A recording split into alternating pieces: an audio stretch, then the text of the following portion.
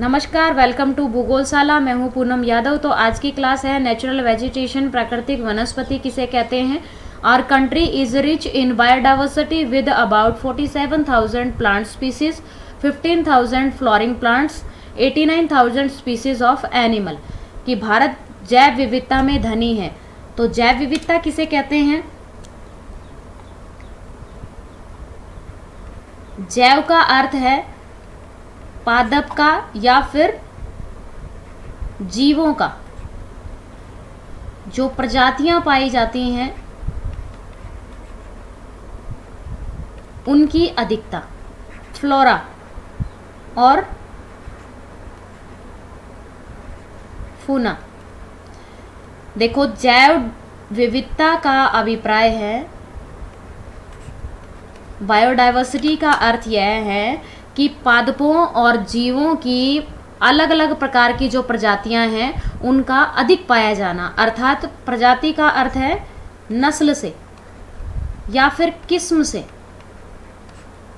जीवों की या वनस्पति की अलग अलग प्रकार की किस्म का पाया जाना बायोडाइवर्सिटी कहलाता है। तो भारत में बायोडाइवर्सिटी अधिक पाई जाती है, जिसमें 47,000 प्लांट्स की स्पीसीज हैं, 15,000 फ्लोरिंग यानी फूलों की प्रजातियां पाई जाती हैं और 89,000 स्पीसीज एनिमल्स की पाई जाती हैं। चलिए प्राकृतिक वनस्पति के बारे में जानते हैं।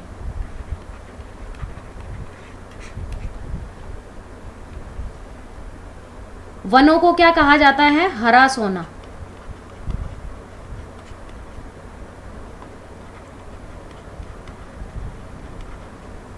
वनों को हरा सोना क्यों कहा जाता है, क्योंकि ये हमारे लिए बहुत बेनिफिशियल होते हैं। ठीक है। प्राकृतिक वनस्पति किसे कहेंगे। ऐसी वनस्पति जो मनुष्य के किसी हेल्प के बिना ही उगती बढ़ती है। ठीक है, वो क्या कहलाती है, प्राकृतिक वनस्पति कहलाती है। जिसमें बहुत सारे फूल हो सकते हैं, जिसमें औषधिवर्धक पौधे हो सकते हैं। ठीक है, इसमें कोई लताएं हो सकती हैं या झाड़ियां हो सकती हैं या ऊंचे वृक्ष भी हो सकते हैं या फिर घास हो सकती हैं। ठीक है, इस प्रकार से प्राकृतिक वनस्पति का अपने आप उगना बढ़ना क्या कहलाता है, प्राकृतिक वनस्पति कहलाता है। इसमें प्राकृतिक वनस्पति के लिए जो आवश्यक चीजें हैं वो प्रकाश है, मिट्टी,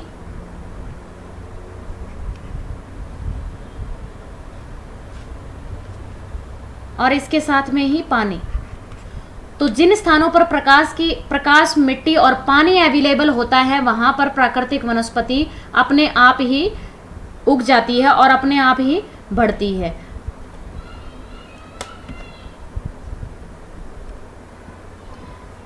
यहां देखिए, पादप समुदाय जो अपने आप स्वतंत्र रूप से बढ़ता है और लंबे समय तक मनुष्य की जो हस्तक्षेप के बिना या बाधा के रहित क्या करते हैं, मनुष्य उसको ज़्यादा डिस्टर्ब नहीं करते हैं, तो वो प्राकृतिक वनस्पति विकसित हो जाती है।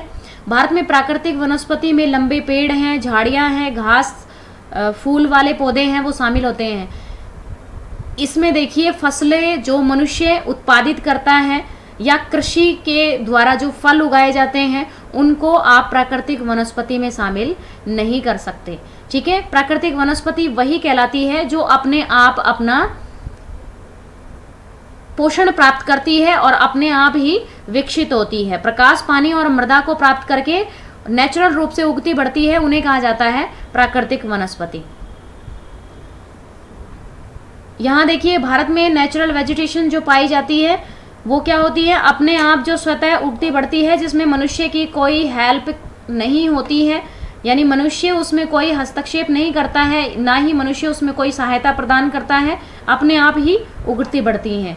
इसके बाद नेक्स्ट देखिए, भारत में पाई जाने वाली जो प्रजातियां हैं उसमें इंडोजेनेसिस स्पीसीज हैं, जो भारत के अंदर ही उत्पन्न हुई प्रजातियां हैं। नेक्स्ट है एक्सोटिक स्पीसीज। ये कौन सी हैं, ये ऐसी स्पीसीज हैं जो बाहर से भारत के अंदर प्रवेश की हैं और इंडिया के अंदर ग्रो कर रही हैं।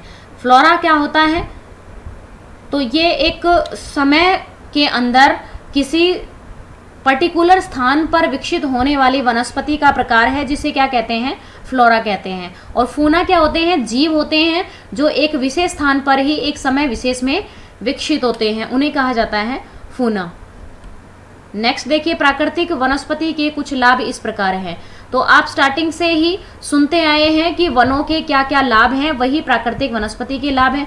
तो देखिए जल चक्र को बनाए रखने में मदद करते हैं। अब ये जल चक्र क्या होता है, जब बादलों के द्वारा वर्षा होती है, ठीक है, और वर्षा का जो जल है सतह पर प्रवाहित होता है, नदियों के माध्यम से वो समुद्र में प्रवेश कर जाता है। समुद्र में प्रवेश करने के बाद में जब वो इवोपरेशन होता है, जब ऊपर उठता है, इसके साथ में ही पादपों के द्वारा यानी वृक्षों के द्वारा जो जल होता है वो वाष्पोत्सर्जन क्रिया द्वारा वायुमंडल में ट्रांसफर किया जाता है और इसके बाद वापस से बादल बनते हैं और फिर बारिश होती है। इस प्रकार एक संपूर्ण जल चक्र पूरा होता है, ठीक है।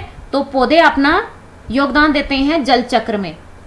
जंगली जानवरों के लिए आवास प्रदान करते हैं, ठीक है, और इससे सबसे पहले तो जीवनदायिनी ऑक्सीजन प्रदान करते हैं। तो वृक्ष क्या करते हैं, ऑक्सीजन प्रदान करते हैं, साथ में ही जल चक्र में हेल्प करते हैं। इसके साथ ही जंगली जीवों के लिए आवास प्रदान करते हैं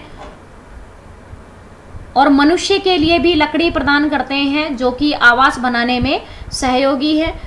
हवा से कार्बन डाइऑक्साइड निकालते हैं, अर्थात क्या करते हैं, कार्बन डाइऑक्साइड को पौधे एब्जॉर्ब करते हैं और ऑक्सीजन प्रदान करते हैं, ठीक है। जलवायु परिवर्तन की प्रक्रिया को धीमा कर देते हैं। देखिए वायुमंडल में जितने अधिक कार्बन डाइऑक्साइड की मात्रा अधिक होगी उतना ही ग्लोबल वार्मिंग अधिक होता है, क्योंकि ये प्रकाश का अवशोषण करती है कार्बन डाइऑक्साइड, और पौधे क्या करते हैं, कार्बन डाइऑक्साइड को एब्जॉर्ब करते हैं, अवशोषण कर लेते हैं, ठीक है। तो इसी के कारण से वायुमंडल में संतुलन बना रहता है, ठीक है। नेक्स्ट देखिए वातावरण में विभिन्न जैव भू रासायनिक चक्रों में सहयोग करते हैं। जैव भू रासायनिक चक्र क्या होता है, जीवों के अंदर जो रसायन जाते हैं वो कैसे जाते हैं, पौधे के माध्यम से जाते हैं। देखिए मिट्टी में मिनरल्स होते हैं और जड़ों के माध्यम से वृक्ष हैं वो फल या फिर वन उत्पाद के द्वारा क्या करते हैं, मनुष्य के अंदर ट्रांसफर करते हैं और मनुष्य के मृत होने के बाद अपघटक वापस से उन न्यूट्रिशन को क्या करते हैं, उन खनिजों को मिट्टी में विलीन कर देते हैं और मिट्टी में विलीन होने के बाद में फिर वापस से वो वृक्षों में जाता है और उसके बाद में वो जीवों में प्रवेश करता है। तो इस प्रकार से एक संपूर्ण जैव भू रासायनिक चक्र बनता है जिसमें वृक्ष सहयोग करते हैं। नेक्स्ट देखो पौधे की जड़ें हैं वो मिट्टी को बांधे रखती हैं और सॉइल इरोजन को रोकती हैं। इसके बाद देखिए सपोर्ट फॉर वेरियस इंडस्ट्रीज यानी उद्योगों में क्या करती हैं, सहायक हैं, कच्चा माल प्रदान करते हैं, जैसे लुगदी से कागज बनाया जाता है, ठीक है। इसी प्रकार से दिया सलाई उद्योग है या कोई लकड़ी से फर्नीचर बनाया जाता है। इसके साथ देखिए औषधि प्रदान करते हैं। वृक्ष क्या करते हैं, प्राकृतिक वनस्पति से औषधि प्राप्त होती है। वन महोत्सव को 5 जून को मनाया जाता है।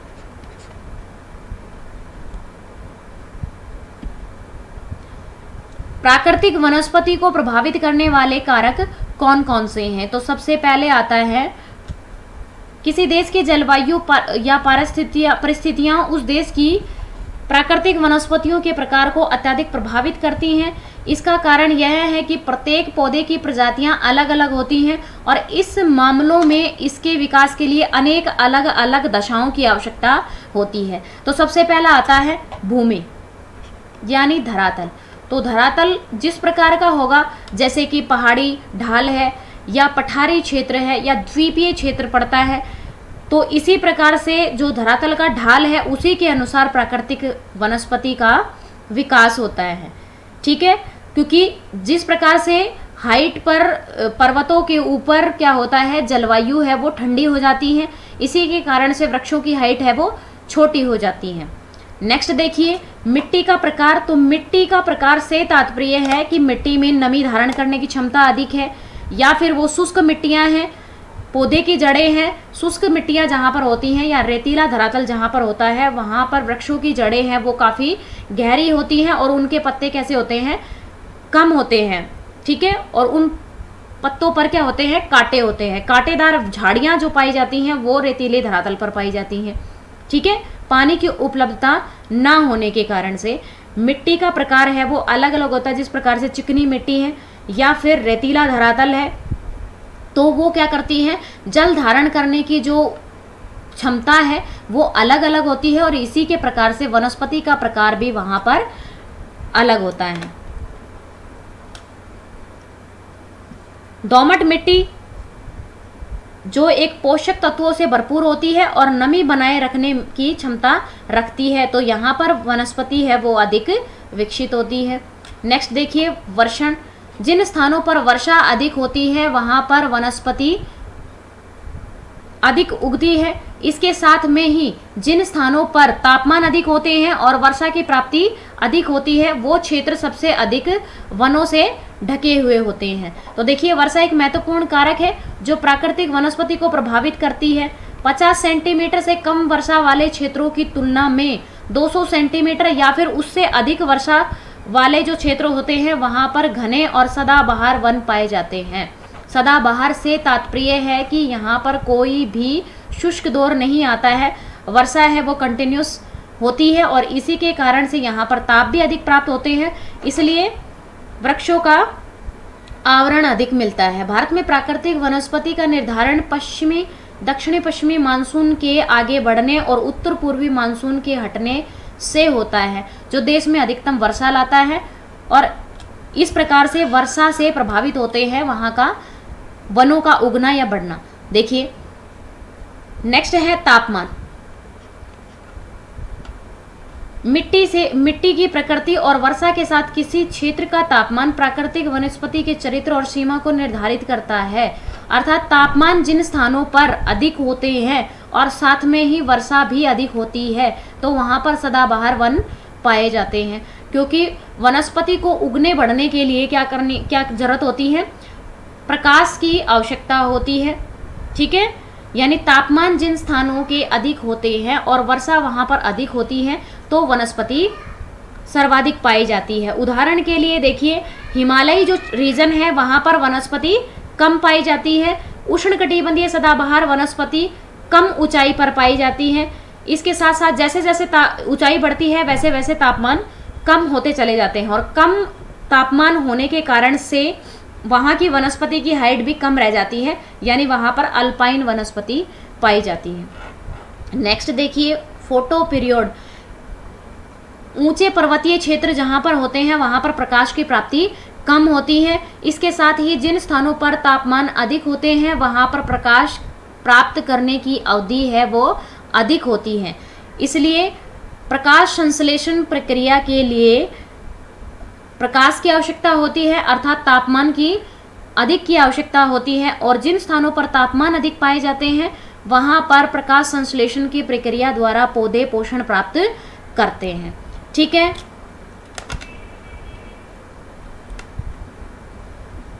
अब देखिए भारत में प्राकृतिक वनस्पति के प्रकार कौन कौन से हैं। तो भारत में 5 प्रकार की वनस्पति पाई जाती हैं। उष्णकटिबंधीय सदाबहार वन, ठीक है, उष्णकटिबंधीय पर्णपाती वन पाए जाते हैं। उष्णकटिबंधीय कांटेदार जंगल और झाड़ियां पाई जाती हैं जो मरुस्थल में पाए जाते हैं। इसके साथ मोंटाना के जंगल पाए जाते हैं, यानी आप इसको शंकुधारी वन भी कह सकते हो या फिर हिमालयी वनस्पति भी कह सकते हो। नेक्स्ट देखिए मैंग्रोव वनस्पति पाई जाती है या इसे दलदली वन भी कह सकते हैं।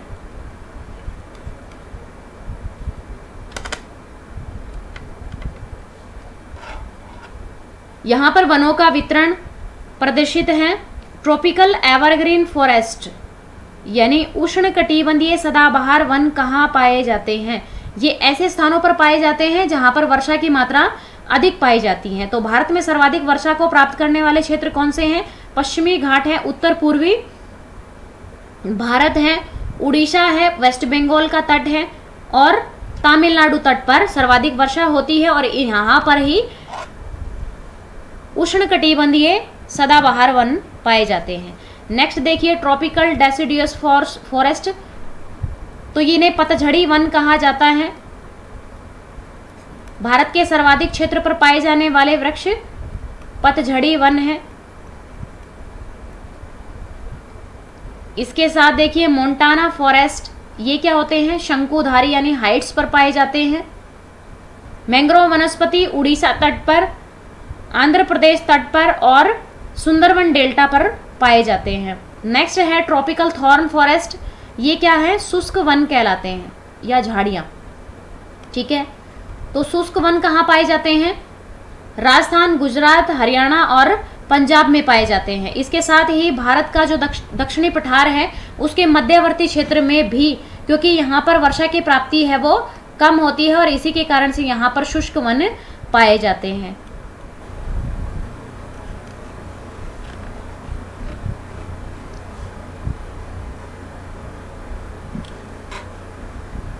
भारत में पाई जाने वाली 5 प्रकार की वनस्पति: tropical evergreen forest, tropical deciduous forest, tropical thorn forest, Montana forest, littoral या फिर मैंग्रोव वनस्पति पाई जाती है। यहाँ देखिए जो वनस्पति का प्रकार है वहां पर तापमान कितने होते हैं।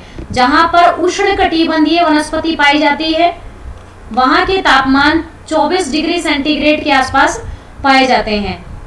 सब ट्रॉपिकल यानी उपोष्ण क्षेत्र जहां पाए जाते हैं वहां की वनस्पति पर जो प्रभाव पड़ता है तापमान का, तो तापमान कितने डिग्री सेंटीग्रेड होता है? 17 से 24 डिग्री सेंटीग्रेड वहां का तापमान होता है। नेक्स्ट है टेम्परेट यानी शीतोष्ण कटिबंधीय वन जहां पाए जाते हैं वहां का तापमान 7 degree centigrade to 17 degree centigrade पाए जाते हैं। नेक्स्ट देखिए अल्पाइन वनस्पति जो सबसे सर्वाधिक हाइट पर पाई जाती है, 3600 मीटर की हाइट पर पाई जाने वाली वनस्पति अल्पाइन वनस्पति है, जहां पर सर्वाधिक कम तापमान प्राप्त होते हैं, यानी 7 डिग्री सेंटीग्रेड से भी कम तापमान यहाँ के मिलते हैं। सबसे पहला वनों का प्रकार उष्णकटिबंधीय सदाबहार वनस्पति। तो वातावरण की परिस्थितियां यहाँ कैसी होती हैं? तो उष्णकटिबंधीय, जैसे सबसे पहले तो नाम से ही स्पष्ट है कि ये उष्णकटिबंधीय ट्रॉपिकल रीजन्स में यानी कर्क और मकर रेखाओं के बीच में पाई जाती हैं और भारत के बीचों बीच से कर्क रेखा पास होती है। तो जहां से कर्क रेखा पास होती है उसके दक्षिण वाले हिस्सा है, भारत का जो दक्षिणी वाला हिस्सा है कर्क रेखा के आसपास से और दक्षिण वाला हिस्सा है वहां पर इन वनों की उपलब्धता होगी। तो देखिए उष्णकटिबंधीय सदाबहार वन उन क्षेत्रों में पाए जाते हैं जहां पर लगभग 250 सेंटीमीटर या फिर उससे भी अधिक वर्षा होती है, ठीक है। उनके पास एक वर्ष में बहुत कम शुष्क दौर आते हैं और इन वनों में औसत वार्षिक तापमान 25 डिग्री सेंटीग्रेड से 27 डिग्री सेंटीग्रेड के बीच में यहाँ के तापमान होते हैं। इन वनों को सदाबहार क्यों कहा जाता है? क्योंकि यहाँ पर कोई भी शुष्क मौसम नहीं होता है, इसी के कारण से यहाँ वृक्षों के पत्ते हैं वो एक मंजिल के रूप में यहाँ पर वृक्ष पाए जाते हैं, यानी स्तरित वृक्ष पाए जाते हैं। कुछ वृक्षों की हाइट है वो कम होती है, कुछ वृक्षों की हाइट है वो ज्यादा अधिक लंबी होती है और यहाँ जो वृक्ष होते हैं उनके ऊपर लताएं भी होती हैं। तो त्रिस्तरीय वृक्ष प्रणाली पाई जाती है और यहाँ पर शुष्क दौर नहीं आते हैं, इसके कारण से सदाबहार वनस्पति पाई जाती है। देखिए उष्णकटिबंधीय सदाबहार वनस्पति के जो पेड़ हैं वहां 60 मीटर या इससे भी अधिक ऊंचाई वाले वृक्ष होते हैं। देखिए प्रकाश की होड़ में उतने ही अधिक वृक्ष अपनी हाइट को बढ़ाते हैं। चूंकि ये वन वर्ष भर गर्म और आर्द्र मौसम को प्राप्त करते हैं, इसके लिए यहाँ की जो प्राकृतिक वनस्पति है वहाँ की झाड़ियाँ और पेड़ भी ऊंचे ही होते हैं और यहाँ पर लताएं पाई जाती हैं, यानी बेल पाई जाती है जो वृक्षों के ऊपर होती है। इसके साथ ही देखिए यहाँ पर जो वर्षा की मात्रा है वो 250 सेंटीमीटर के अराउंड होती है और इसी के कारण से यहाँ बार बार लकड़ी के ऊपर क्या होता है, पानी गिरता है, तो यहाँ की लकड़ी कैसी हो जाती है, कठोर हो जाती है। तो इकोनॉमिक दृष्टि से जब हम इसे देखें तो औद्योगिक दृष्टि से इसका महत्व कम है, क्योंकि यहाँ की जो लकड़ी है वो उद्योगों में प्रयुक्त नहीं हो सकती है और यहाँ पर लकड़ी काटने का कार्य भी संपन्न नहीं हो सकता है। इस कारण से यहाँ की लकड़ी यूजफुल नहीं है। देखिए उष्णकटिबंधीय सदाबहार वनस्पति के पेड़ पत्ते गिराने का कोई निश्चित समय नहीं होता है और वे साल भर हरे भरे दिखाई देते हैं और इसी के कारण से इन्हें सदाबहार वन कहा जाता है। यहाँ पर वनों का आवरण है वो घना होता है, ठीक है, और उसी के कारण से, वनों का आवरण अधिक होने के कारण से सूर्य की जो किरणें आती हैं वो निचले धरातल पर नहीं पहुंच पाती हैं और दलदल अधिक होता है। और उस दलदल के अंदर क्या होता है, विभिन्न प्रकार के जीव पाए जाते हैं, जो रेप्टाइल्स है वो वहां पर अधिक पाए जाते हैं। मुख्य रूप से यहाँ पर जो जीव पाए जाते हैं वो हाथी, हिरण, बंदर, गेंडा आदि जानवर यहाँ पर पाए जाते हैं। यहाँ पर जो पक्षी पाए जाते हैं वो चमगादड़, बिच्छू, आलस और घोंगे आदि पाए जाते हैं, ठीक है। यहाँ पर जो वृक्ष पाए जाते हैं, आबनूस, शीशम, मोहगनी, सिनकोना, रबड़, बांस, सफेद देवदार, लॉरेल और टेलसूर वृक्ष पाए जाते हैं। भारत में ये कहाँ कहाँ पाए जाते हैं, तो पीछे वितरण में भी आपने देखा है कि भारत में जहाँ जिन जिन स्थानों पर सर्वाधिक वर्षा की प्राप्ति होती है वहां पर सदाबहार वन पाए जाते हैं। तो देखिए, प्राकृतिक वनस्पति, सदाबहार वनस्पति पश्चिमी ढलान यानी पश्चिमी घाट पर पाई जाती है, और इसके साथ ही अंडमान निकोबार द्वीप समूह और लक्षद्वीप तथा इसके साथ ही उत्तर पूर्वी राज्यों में सदाबहार वनस्पति अधिक पाई जाती है, ठीक है। ट्रॉपिकल एवरग्रीन फॉरेस्ट पर हैवी रेनफॉल होती है। हैवी रेनफॉल के कारण से यहाँ पर वनों का जो आवरण है वो अधिक पाए जाते हैं, और यहाँ के जो वृक्ष हैं वो 40 से 60 मीटर तक की हाइट रखते हैं।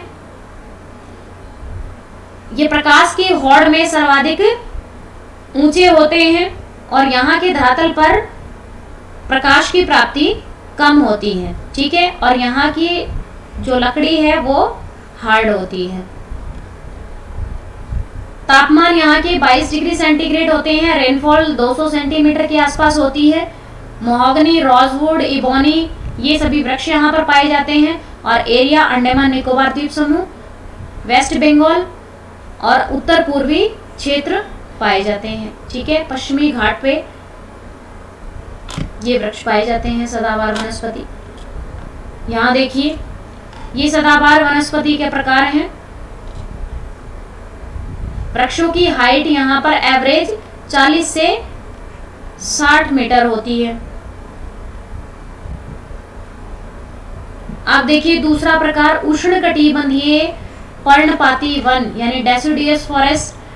देखिए, वर्षा के स्तर और पानी की उपलब्धता के आधार पर, अर्थात एक सीजन में यहाँ पर एक ही चीज उपलब्ध होती है, या तो पानी या फिर तापमान। जब तापमान अधिक होते हैं या फिर पानी की उपलब्धता नहीं होती है, तो ऐसे समय में ये वृक्ष अपनी पत्तियां गिरा देते हैं, ठीक है, तभी ये सरवाइव कर पाते हैं, अन्यथा इनकी पत्तियां हैं वो पानी को अधिक एब्जॉर्ब कर लेती हैं। उष्णकटिबंधीय पर्णपाती वनों को दो भागों में बांटा गया है, एक है नम पर्णपाती वन और दूसरा है शुष्क पर्णपाती वन। तो नम पर्णपाती वन कौन से होते हैं? यहाँ पर वर्षा की प्राप्ति 200 सेंटीमीटर से 100 सेंटीमीटर के बीच होती है, और यहाँ पर तापमान है वो 24 से 27 डिग्री सेंटीग्रेड होता है। इसमें सागौन, चंदन, बांस, साल, कुसुम, खैर, सैसूद, शीशम, बैंत और अर्जुन जैसे वृक्ष पाए जाते हैं। इसके साथ देखिए, पश्चिमी घाट, झारखंड, उड़ीसा, छत्तीसगढ़ और उत्तर पूर्वी के जो राज्य हैं वहाँ पर नम पर्णपाती वृक्ष पाए जाते हैं। इसके साथ में शुष्क पर्णपाती वन कौन से होते हैं? जहाँ पर वर्षा कम होती है, तो 100 सेंटीमीटर से 70 सेंटीमीटर के बीच में वर्षा होती है। वार्षिक तापमान यहाँ के 24 डिग्री सेंटीग्रेड से 27 डिग्री सेंटीग्रेड ही होते हैं। यहाँ पर सागौन, पीपल, नीम, शाल जैसे वृक्ष पाए जाते हैं। तो बिहार, उत्तर प्रदेश के मैदानी इलाकों में और प्रायद्वीपीय पठार के पूर्वोत्तर भाग में ये वृक्ष पाए जाते हैं। तो ट्रॉपिकल डेसिडुअस फॉरेस्ट, इनको मानसून वन के नाम से भी जाना जाता है, ठीक है। पतझड़ी वनों को किस नाम से जाना जाता है? मानसून वन के नाम से भी जाना जाता है। और इसमें भी दो प्रकार हैं, एक आर्द्र वाला और एक शुष्क वाला। ठीक है, तो यहाँ के जो पेड़ हैं वो अपनी पत्तियां गिरा देते हैं और यहाँ के वृक्षों की जो हाइट है वो 30 से 45 मीटर तक होती है। यहाँ की लकड़ी बहुत ही यूजफुल होती है, इकोनॉमिकल दृष्टि से ये बहुत ही महत्वपूर्ण होती है। यहाँ के तापमान है वो 20 से 40 डिग्री सेंटीग्रेड के आसपास पाए जाते हैं।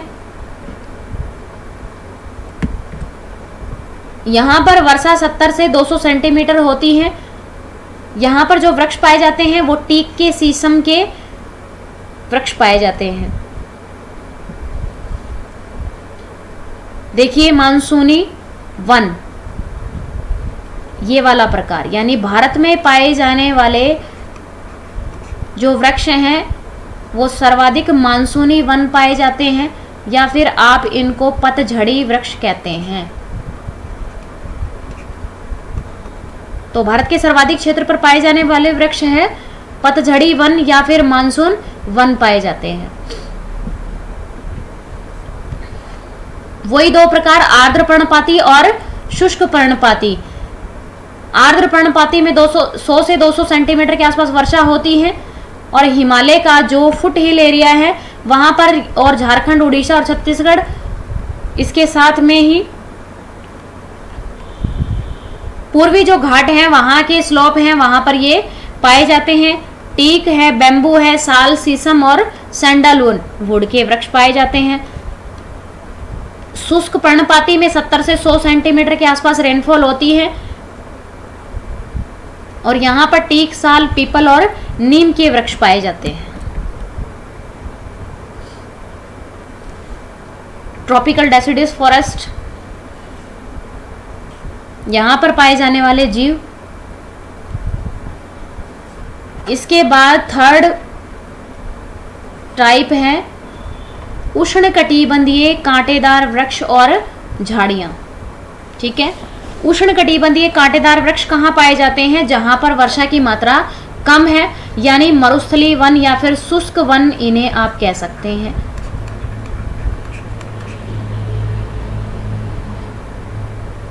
यहाँ पर कांटेदार वृक्ष पाए जाते हैं, यानी झाड़ीनुमा वृक्ष पाए जाते हैं।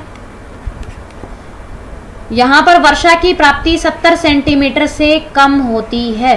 ठीक है, पेड़ों और झाड़ियों के बीच में विशाल और मोटे घास के मैदान पाए जाते हैं जो व्यापक रूप से बिखरे हुए होते हैं, यानी दूर दूर कहीं पर भी पानी की उपलब्धता यहाँ पर थोड़ी बहुत होती है, वहाँ पर ही ये वृक्ष पाए जाते हैं, यानी यहाँ पर सघन वनस्पति नहीं पाई जाती है।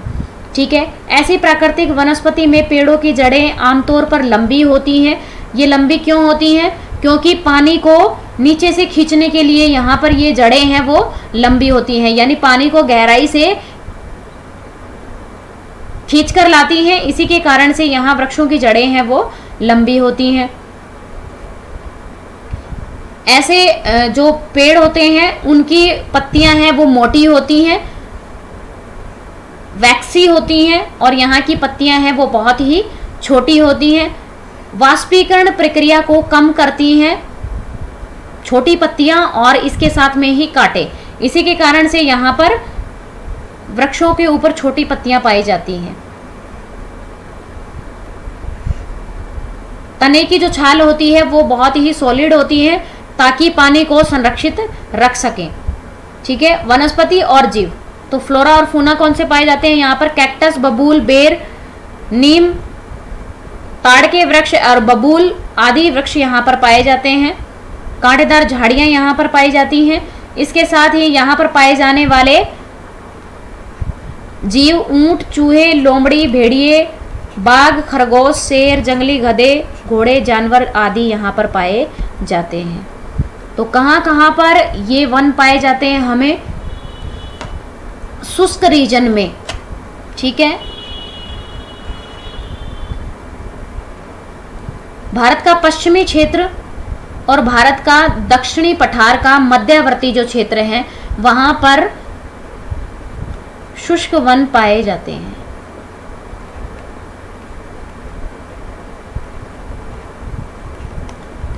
वर्षा की कमी होने के कारण से यहाँ पर शुष्क वन पाए जाते हैं तो गुजरात, राजस्थान, उत्तर प्रदेश, मध्य प्रदेश, छत्तीसगढ़, हरियाणा जैसे अर्ध शुष्क क्षेत्रों में वन पाए जाते हैं।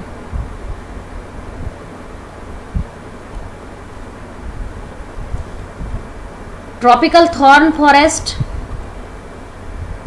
50 सेंटीमीटर से कम या 70 सेंटीमीटर से कम वर्षा यहाँ पर प्राप्त होती है। 40 डिग्री सेंटीग्रेड के आसपास यहाँ के तापमान होते हैं। कीकर, बबूल, नीम जैसे वृक्ष यहाँ पर पाए जाते हैं जिनकी वैक्सी पत्तियाँ होती हैं और यहाँ की जड़ें हैं वो लंबी होती हैं। यहाँ पर राजस्थान, पंजाब, हरियाणा जैसे क्षेत्रों पर ये वेजिटेशन पाई जाती है।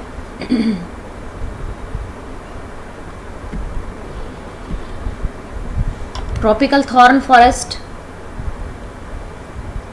अब नेक्स्ट आता है मोंटाने वन या फिर शंकुधारी वन।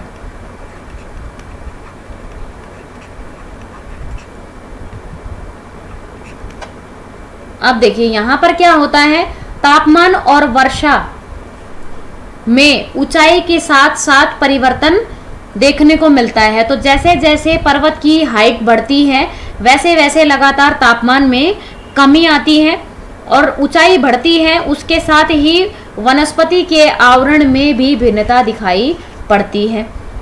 देखिए 1000 से 2000 मीटर की ऊंचाई तक आर्द्र शीतोष्ण वन पाए जाते हैं। ठीक है, तो शीतोष्ण प्रकार की जलवायु यहाँ पर पाई जाती है और साथ में आर्द्र जलवायु भी पाई जाती है, अर्थात यहाँ पर वनस्पति सदाबहार पाई जाती है। ठीक है, यानी वृक्षों की यहाँ पर अधिकता पाई जाती है। नेक्स्ट देखिए 1500 से 3000 मीटर की हाइट तक शंकुधारी वृक्ष पाए जाते हैं। शंकुधारी का अर्थ है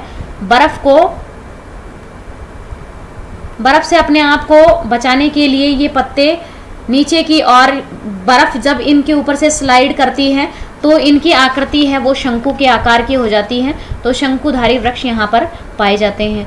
नेक्स्ट है 3000 मीटर से अधिक ऊंचाई पर अल्पाइन वनस्पति पाई जाती है। ठीक है, जैसे सिल्वर फर, स्प्रूस, ये सभी यहाँ पर पाए जाते हैं।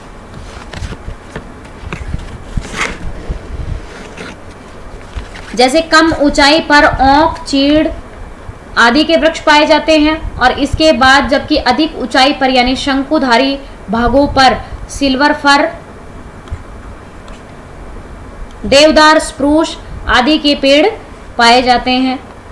इसके साथ ही यहाँ पर पाए जाने वाले जो जीव हैं वो हिम तेंदुआ, चित्तीदार हिरण, भालू, लाल पांडा, जंगली भेड़, कश्मीरी हिरण, तिब्बती मृग जैसे जानवर यहाँ पर पाए जाते हैं। तो ये जो मोंटाना वृक्ष हैं या मोंटाना वन है वो हमें हिमालयी जो क्षेत्र हैं वहाँ पर पाए जाते हैं और इसके साथ ही पूर्वोत्तर भारत की जो पर्वत श्रृंखलाओं पर अवस्थित जो प्रदेश हैं वहाँ पर पाए जाते हैं। मोंटाना जंगल है, उसके हाइट के अनुसार 3 प्रकार बनते हैं। ठीक है, वेट टेम्परेट फॉरेस्ट और अल्पाइन वेजिटेशन, यानी ये सदाबहार वाली और ये शीतोष्ण वन और इसके साथ ही ये अल्पाइन यानी ये शंकुधारी। ठीक है, 1000 से 2000, 2000 से 3000 मीटर पर और ये 36000 मीटर पर पाए जाते हैं। यहाँ पर पाए जाने वाले ट्रीज हैं ओक, चेस्टनट है। ठीक है, शंकुधारी वृक्ष पाइन है, देवदार, सिल्वर फर पाए जाते हैं। इसके साथ ही अल्पाइन वनस्पति है, सिल्वर फर और पाइन पाए जाते हैं। ठीक है, एरिया कौन सा है, नॉर्थ ईस्ट पार्ट है, कश्मीर वैली है और इसके साथ ही पीर पंजाल रेंज है, यानी सिक्किम और अरुणाचल प्रदेश और हिमालयी जो रीजन है, उत्तराखंड और जम्मू एंड कश्मीर वाला रीजन है, वहाँ पर ये मोंटाना जंगल पाए जाते हैं। इसके साथ में ही जो दक्षिणी पठारी रीजन है वहाँ पर भी ये वनस्पति देखने को मिलती है।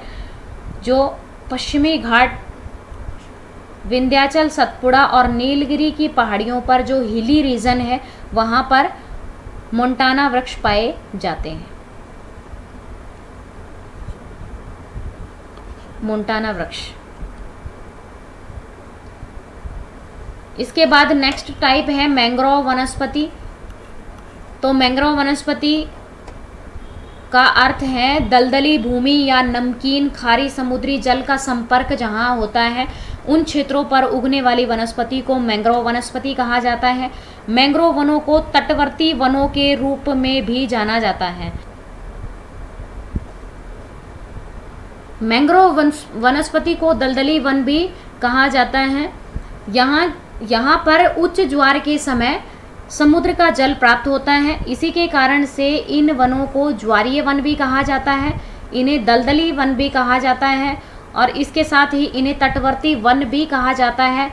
और मैंग्रोव वनस्पति ऑलरेडी इनको नाम दिया गया है और इसके साथ ही इन्हें सुंदरी वृक्ष की अधिकता के कारण से सुंदर वन भी कहा जाता है। ठीक है, तो मैंग्रोव वनस्पति की जो जड़ें हैं वो बाहर की ओर निकली होती हैं, क्योंकि इसकी जड़ें श्वास लेने के लिए बाहर की ओर निकली हुई होती हैं। यहाँ के 10 सेंटीमीटर से 20 सेंटीमीटर ऊंचे वृक्ष होते हैं। इन पेड़ों की टहनियों में झुकी हुई जड़ें होती हैं जो पानी में डूबी रहती हैं। ये जड़ें पेड़ों को मजबूत और ज्वार का सामना करने के लिए मदद करती हैं। ठीक है, इसी के कारण से डेल्टाई क्षेत्रों पर इरोजन नहीं होता है। तो पश्चिमी बंगाल में सुंदरवन और उड़ीसा में भितरकणिका मैंग्रोव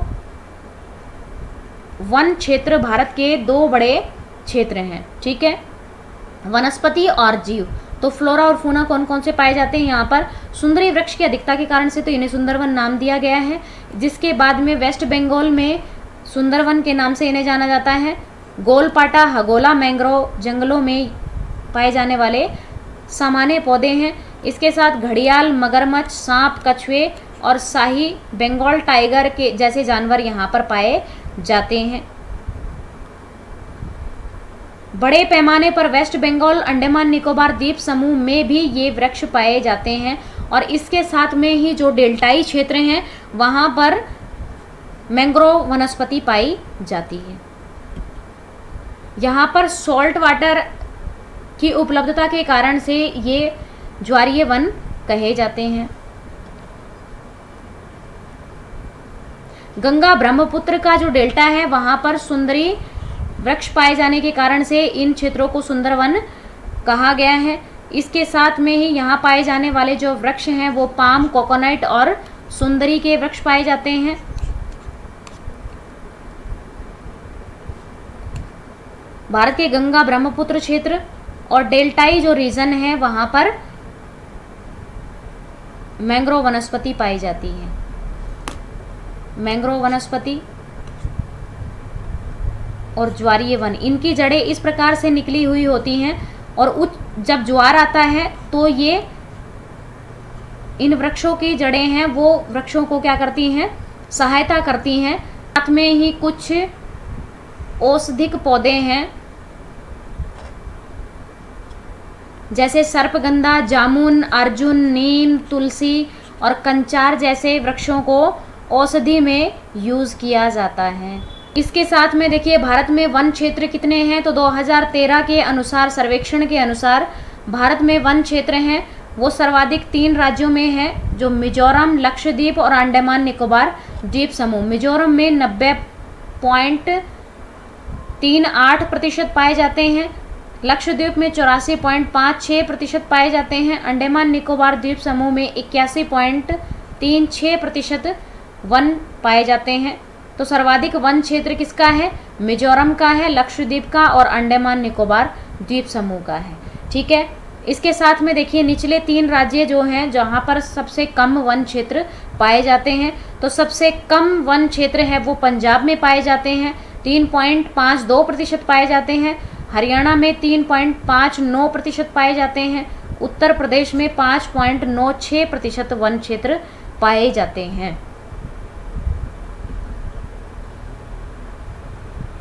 एक्चुअल में forest covered area percentage Bihar पर भारतीय राज्यों को 3 भागों में डिवाइड किया गया है, 3 कैटेगरीज में बांटा गया है।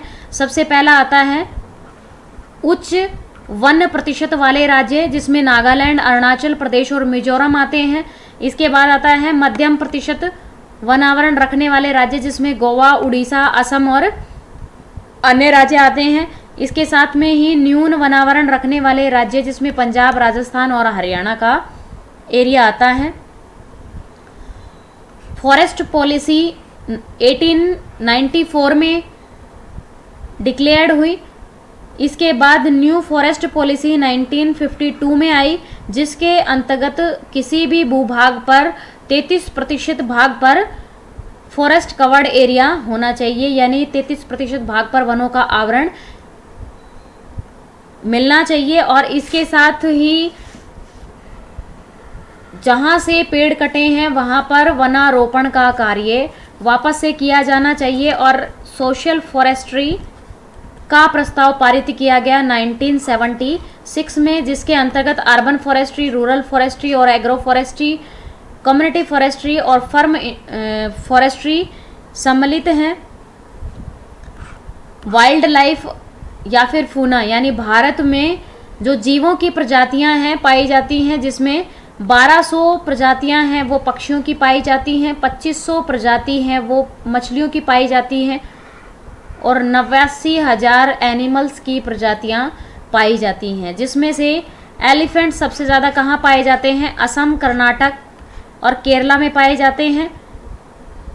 राइनो असम और पश्चिमी बंगाल में पाए जाते हैं। ऊंट कच्छ के रण में और राजस्थान में पाए जाते हैं।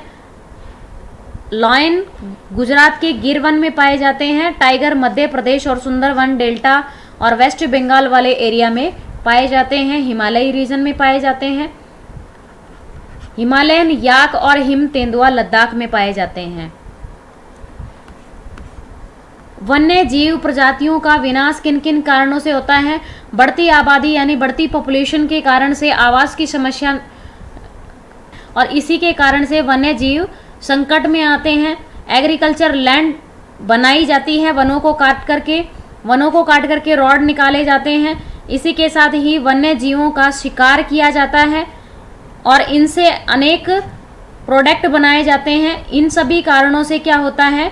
वन्य जीवों का पतन होता है, वन्य जीव की प्रजातियां विलुप्त होती चली जाती हैं। वाइल्ड लाइफ कंजर्वेशन भारत में 1972 में आया था, ठीक है, जिसमें संकटग्रस्त प्रजातियों का संरक्षण की बात की गई। और इसके साथ में ही जो वाइल्ड लाइफ है या वन्य जीव हैं उनके संरक्षण के लिए सेफ स्थल बनाए गए या रिजर्व किए गए। और इसके साथ ही वन्य जीवों का शिकार करने पर प्रतिबंध लगाए गए। क्यों ज़रूरत पड़ती है हमें प्रजातियों को बचाने की? तो एनिमल हमें परिवहन में सहायक होते हैं, यानी ये जो जीव हैं, जीव जंतु है या वन्य जीव हैं, जो इनकी प्रजातियां हैं वो हमारे परिवहन में कार्य करती हैं, परिवहन में हेल्प करती हैं। इसी के साथ में ही भोजन प्रदान करती हैं, अंडे प्रदान करती है और फिश की प्रजातियां हैं जो न्यूट्रिशन फूड हमें देती हैं, ठीक है। इसके साथ में ही जो पादप की प्रजातियां हैं यानी पेड़ों की जो प्रजातियां हैं उनसे हमें विभिन्न प्रकार के फ्रूट्स मिलते हैं। पौधों की प्रजातियों से अन्य प्रकार के भोजन प्राप्त होते हैं, सभी जीवों को भी और मनुष्य को भी, ठीक है। इन सभी के कारण से पारिस्थितिकी को बचाने के लिए सभी प्रजातियों की संरक्षण की आवश्यकता होती है।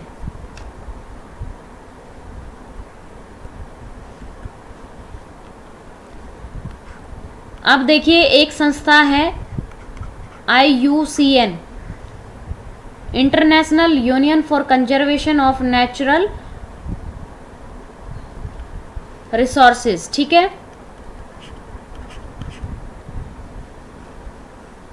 IUCN संस्था एक रेड डाटा बुक जारी करती है जिसके अंतर्गत सभी संकटग्रस्त प्रजातियों का और विलुप्त प्रजातियों के बारे में विस्तार से बताया जाता है।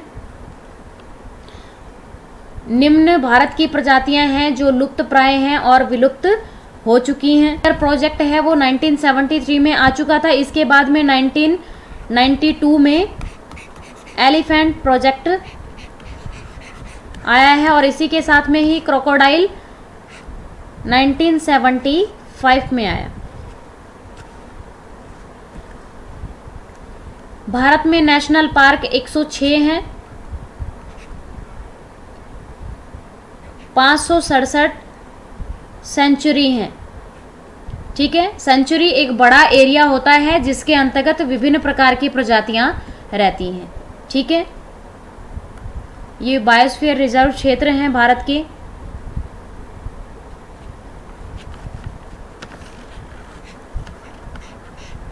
भारत में 18 बायोस्फीयर रिजर्व एरिया हैं जिसमें से 12 यूनेस्को द्वारा नामित हैं।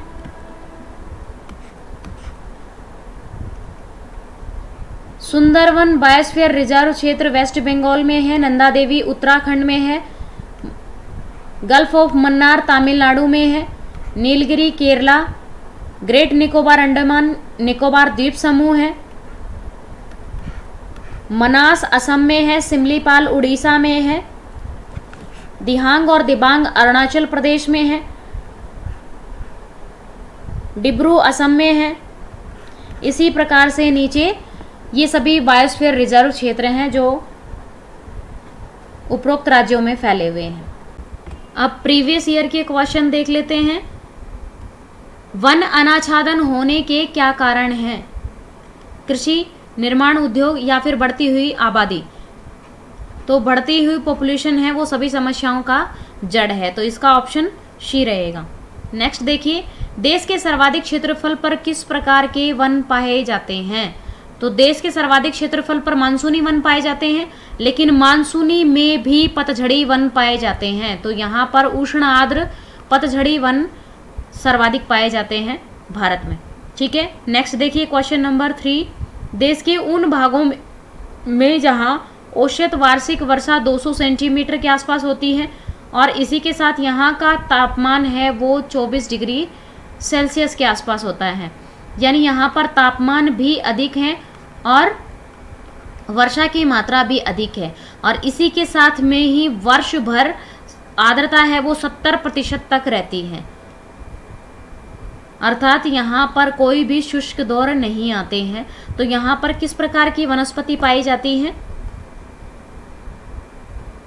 उष्ण आर्द्र सदाबहार वन पाए जाते हैं।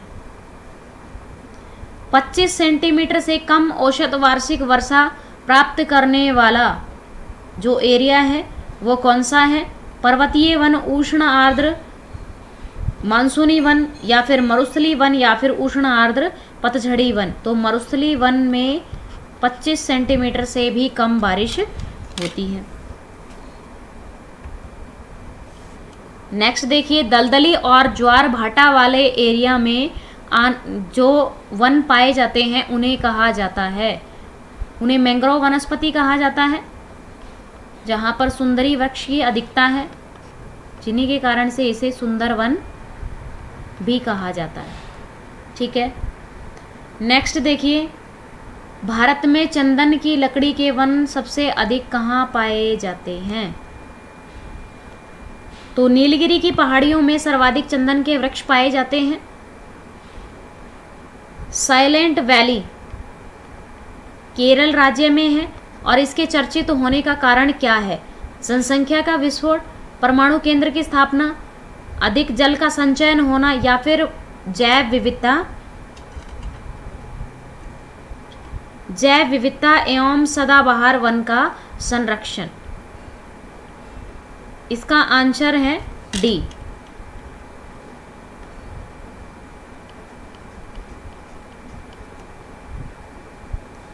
इसके साथ में ही यहाँ पर एक बात और नोट कर लीजिए, जैव विविधता क्या होता है?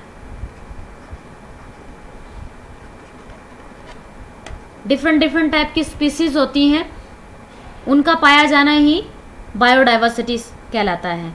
अब बायोडाइवर्सिटी की जो स्पीसीज हैं यानी प्रजाति जितनी भी अधिक होती हैं जिन स्थानों पर, वहाँ पर जैव विविधता का तप्त स्थल कहा जाता है या फिर उसे हॉट स्पॉट कहा जाता है।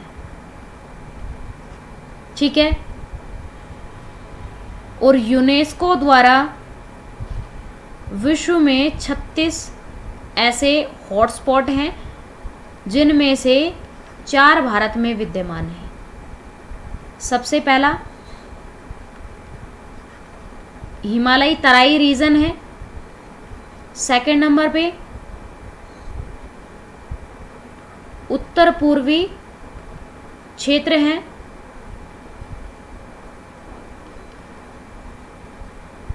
नेक्स्ट पश्चिमी घाट जहां पर सर्वाधिक बारिश होती है। अच्छा, बायोडाइवर्सिटी रिजर्व जो क्षेत्र है या फिर जहां पर अधिक प्रजातियां पाई जाती हैं वहां पर वर्षा की मात्रा अधिक पाई जाती है। ठीक है, इसी के कारण से वहां पर डिफरेंट टाइप की स्पीसीज पाई जाती हैं। तो हिमालयी रीजन है, वहां पर अधिक जैव विविधता पाई जाती है, उत्तर पूर्वी क्षेत्र है वहां पर पाई जाती है, और पश्चिमी घाट है भारत का, वहां पर सर्वाधिक बायोडाइवर्सिटी पाई जाती है। और ये पश्चिमी घाट का ही हिस्सा है जैव विविधता वाला। इसके साथ में ही 4th नंबर पे भारत के सुंदरवन को भी सम्मिलित किया गया है। तो 7 नंबर क्वेश्चन का आंसर रहेगा ऑप्शन डी। नेक्स्ट देखिए, पश्चिमी घाट पर पाई जाने वाली वनस्पति का प्रकार है। तो पश्चिमी घाट पर वर्षा कैसी होती है? कंटिन्यूस होती है। ठीक है, और उष्ण क्षेत्र है, तापमान भी मतलब अधिक है। तो यहाँ पर किस प्रकार की वनस्पति पाई जाती है? सदाहरित या फिर सदाबहार? ठीक है, ऑप्शन नंबर ए आंसर है। नेक्स्ट देखिए, गंगा ब्रह्मपुत्र के डेल्टाई क्षेत्र में किस वृक्ष की अधिकता के कारण से इसे सुंदरवन कहा जाता है? सुंदरी वृक्ष की अधिकता के कारण। नेक्स्ट है, जो वन चक्रवातों के अवरोधक का कार्य करता है वे कौन से वन कहलाते हैं? मैंग्रोव वन कहलाते हैं। मैंग्रोव वन की जो जड़ें हैं वो बाहर की ओर निकली होती हैं। ठीक है, यानी सर्वाधिक लंबी और बड़ी जड़ें होती हैं, लेकिन वो पानी से बाहर उभरी होती हैं और आधी पानी के अंदर डूबी हुई होती हैं। वो जो समुद्र से जो ज्वार आते हैं उनसे पौधे को प्रोटेक्ट करती है।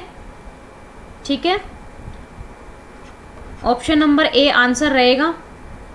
नेक्स्ट है, चिपको आंदोलन किससे संबंधित है? चिपको आंदोलन है वो वन संरक्षण से संबंधित है, यानी इसका आंसर रहेगा ऑप्शन नंबर बी। इस आंदोलन में जो मनुष्य हैं वो वृक्षों के चिपक गए थे, इसी के कारण से इस आंदोलन को चिपको आंदोलन का नाम दिया गया है। नेक्स्ट देखिए, वे प्रजातियां जिनकी जनसंख्या उस स्तर तक गिर गई है कि जहां से निकट भविष्य में लुप्त प्राय श्रेणी में जाने की संभावना है यदि नकारात्मक कारक सक्रिय रहते हैं, तो वो कहलाते हैं। देखिए, जो प्रजाति अभी विलुप्त नहीं है लेकिन विलुप्त होने की कगार पर है, ठीक है, अगर उनका संरक्षण नहीं किया गया तो उनका लुप्त होना निश्चित है। ठीक है, तो ऐसी प्रजातियां क्या कहलाती हैं? संवेदनशील प्रजातियां कहलाती हैं, यानी ऑप्शन नंबर सी। नेक्स्ट देखिए, वनों के प्रकार हैं जिसको मैच करना है। सागौन के वृक्ष पाए जाते, सबसे पहले देखिए सुंदरी वृक्ष हैं वो कहाँ पाए जाते हैं? सुंदरवन डेल्टा में पाए जाते हैं। ठीक है, रबड़ सिनकोना है वो कहाँ पाए जाते हैं?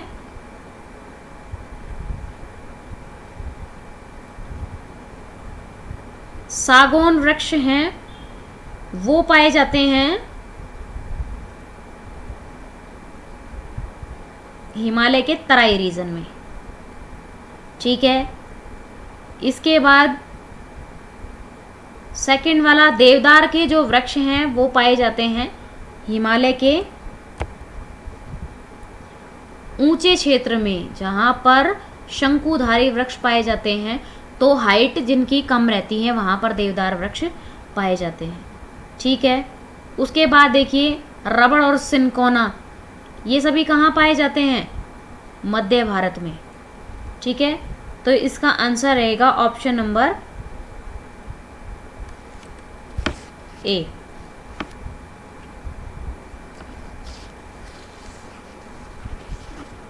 फर्स्ट का फर्स्ट से सागौन हिमालय का तराई रीजन है, देवदार हिमालय के उच्च पर्वतीय रीजन में पाए जाते हैं और सुंदरी सुंदर वन में पाए जाते हैं।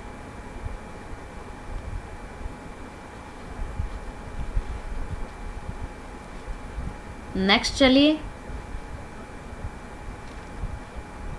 झाड़ियाँ कहाँ पाई जाती हैं? शुष्क वन कहे जाते हैं या मरुस्थलीय रीजन में पाई जाती हैं शुष्क झाड़ियाँ।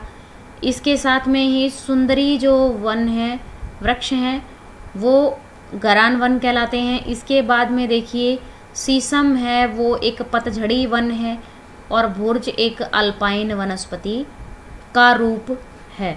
ठीक है, तो इसका आंसर रहेगा option number D.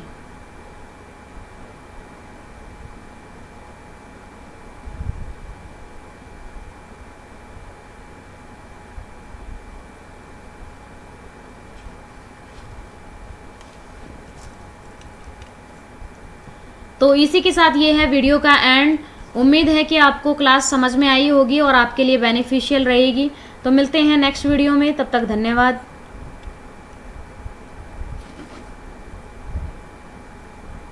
Subscribe now and press the bell icon. Never miss an update.